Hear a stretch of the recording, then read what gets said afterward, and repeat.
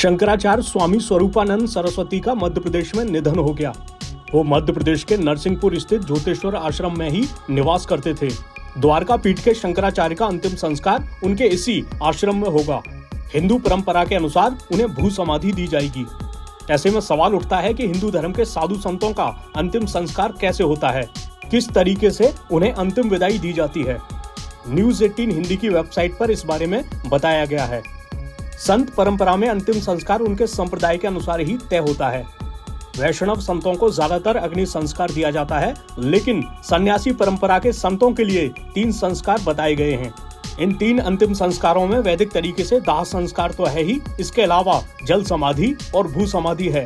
कई बार सन्यासी की अंतिम इच्छा के अनुसार उनकी देह को जंगलों में छोड़ दिया जाता है।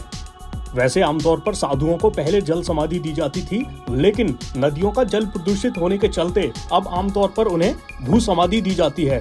भू समाधि में साधु को समाधि वाली स्थिति में बिठाकर ही उन्हें विदा दी जाती है। जिस मुद्रा में उन्हें बिठाया जाता है उसे सिद्ध योग की मुद्रा कहा जाता है। आमतौर पर साधुओं को इसी मुद्रा में समाधि देते हैं। साधुओं और संतों को ध्यान और समाधि की स्थिति में बिठाकर भू समाधि देने की वजह ये भी होती है कि साधु संतों का शरीर ध्यान आदि से खास ऊर्जा से युक्त रहता है। इसीलिए भू समाधि देने पर उनके शरीर को प्राकृतिक तौर पर प्रकृति में मिलने दिया जाता है।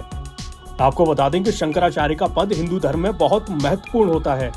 हिंदुओं को संगठित करने की भावना से आदिगुरु भगवान शंकराचार्य ने 1300 वर्ष पूर्व भारत की चारों दिशाओं में 4 धार्मिक राजधानियां बनाई थीं।